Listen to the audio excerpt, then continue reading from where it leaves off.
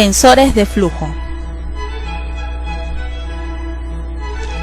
El uso de los sensores de flujo se aplica en los sectores más diversos de la manufactura, entre los que se encuentran la industria química, la petroquímica, la industria de procesamiento de agua y aguas residuales, la industria alimentaria, de bebidas, farmacia, de gases, las centrales eléctricas, la industria papelera, de celulosa, entre otras.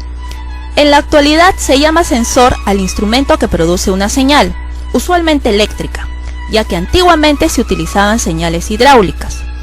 Esta señal refleja el valor de una propiedad mediante alguna correlación definida. Hoy en día, entre los principales sensores de flujo se encuentran los sensores de flujo electromagnético y los sensores de flujo de ultrasonido, de los cuales hablaremos a continuación.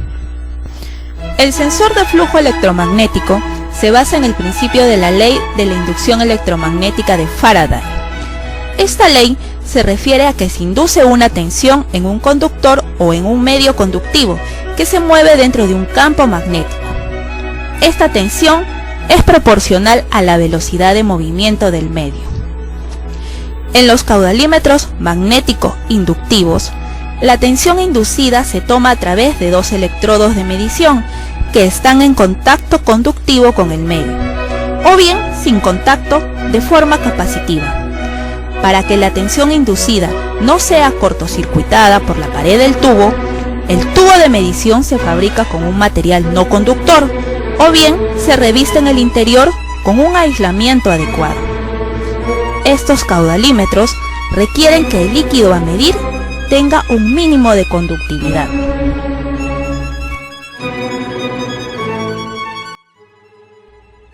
Los caudalímetros por ultrasonido están basados en la propagación de ondas de sonido en un fluido. Existen dos principios básicos para esta medición: la de transmisión, que mide el tiempo de tránsito, y la de reflexión, basada en el efecto Doppler. En los caudalímetros por tiempo de tránsito, la velocidad de flujo se determina por la diferencia entre la velocidad de propagación de una onda de sonido a favor y otra en contra del flujo. Los elementos emisores y receptores pueden instalarse por fuera de la tubería, sostenidos por abrazaderas. Existe uno situado en la parte superior, el cual envía un pulso de ultrasonido en sentido descendente hasta ser recibido por el transductor inferior. Este último transmite a su vez un pulso en sentido ascendente, que es recibido por el transductor situado en la parte superior. De esta forma, dado que el pulso descendente se encuentra a favor del flujo, demorará menos tiempo en llegar al receptor inferior, comparado con el tiempo que demorará el pulso ascendente en alcanzar el receptor superior, ya que se encuentra en sentido contrario al flujo. Esto se puede explicar de la siguiente manera. En un río, para hallar la velocidad de la corriente, que vendría a ser el flujo a medir, se utilizan canoas situadas a los extremos del río, que serían los pulsos ultrasónicos. La canoa que se encuentra en sentido del flujo demorará menos tiempo en llegar al otro extremo del río en comparación con la que se encuentra en contra de la corriente. El instrumento de efecto Doppler tiene un generador de ultrasonido que emite ondas. Si en el seno del líquido existen partículas o burbujas de gas, estas ondas chocan con ellas, provocándose una reflexión de las ondas, un eco. Cuando esto ocurre, el eco devuelto tiene una frecuencia, igual si el líquido está quieto, o distinta que la enviada si está en movimiento.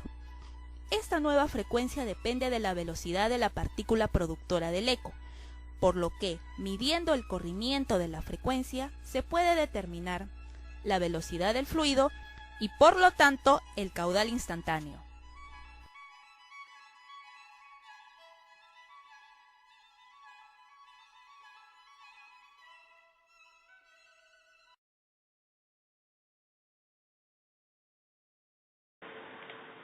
Los flujómetros térmicos ubican un elemento caliente en algún punto por donde circula el fluido. Se produce una transferencia de calor del elemento al fluido en una cantidad determinada por la diferencia de temperatura entre ambos, el calor específico del fluido, la velocidad del fluido y el perfil del flujo. Existen dos métodos en base a la transferencia de calor. El primero, de convección térmica, mide el calor perdido del elemento caliente, y el segundo, de flujo constante de calor, mide el cambio de temperatura en el fluido debido al calor absorbido. Los sensores de flujo de calor se aplican para medir el flujo de calor y la conductividad térmica en materiales y la energía radiante emitida por la superficie de los cuerpos. Son adecuados para aplicaciones en interiores. Algunos modelos están destinados a exteriores y se encuentran disponibles en diferentes tamaños y espesores. Todos ellos son lo cual es una gran ventaja para interferir lo mínimo en las condiciones termodinámicas del área de prueba. Al ser pueden aplicar a superficies curvas y se pueden utilizar en distintas aplicaciones para medir el rendimiento de materiales aislantes en paredes del recipiente, tuberías y material de construcción. Un sensor de flujo de calor es un sensor proporcional a la diferencia de temperatura a través del termopar caliente y las juntas frías. Para generar un voltaje medidor de calor tiene multitud de termopares, propagados a través del área total, y conectados en serie.